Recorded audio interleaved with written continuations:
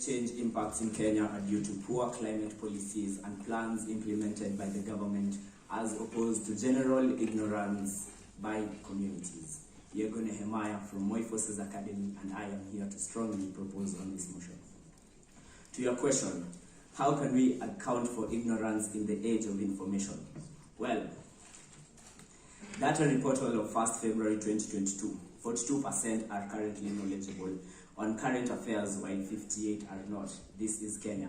And among that 42%, we can say that roughly half of them are misinformed. They do not have the right knowledge on these climate impacts, and they do not have the right knowledge on the policies which are given by the government. And as our first speaker stated, according to the School of Policy, a good policy should define the problem, gather evidence, review the current policies, strategize on solutions that anticipate social response, and educate the public.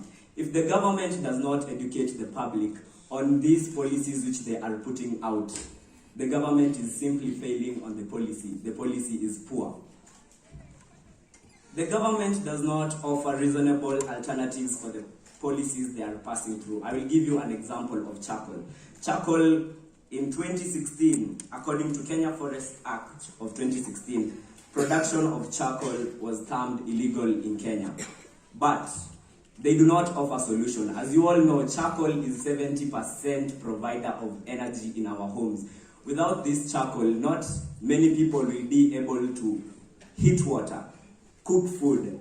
In general, you get what I am talking about. So, by cancelling charcoal or implementing a ban on charcoal, what does this leave the community with? Alternatives which are not quite economicable to these people, which is not very applicable. Currently, 51% of Kenyans are living below the poverty line. This means that someone in the rural area earns less than 3,000 and someone in the urban area earns less than 5,000. So, the solution after burning charcoal they offer us is gas. Well, gas is not, it's very expensive to say. Currently, a 6 kilogram gas goes for roughly 3,700 shillings. So how do you expect this person who is in the village to be able to buy this gas? If the government does not give you an equally possible solution after banning the thing you are used to, then it makes the policy poor.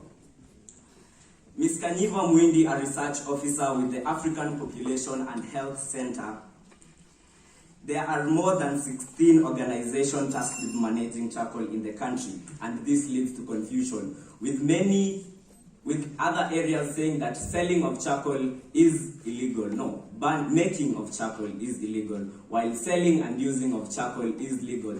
This identifies that the government policies, they don't have effective implementation because they are giving several people this opportunity to implement, and this causes confusion in the community. With that, I rest my case.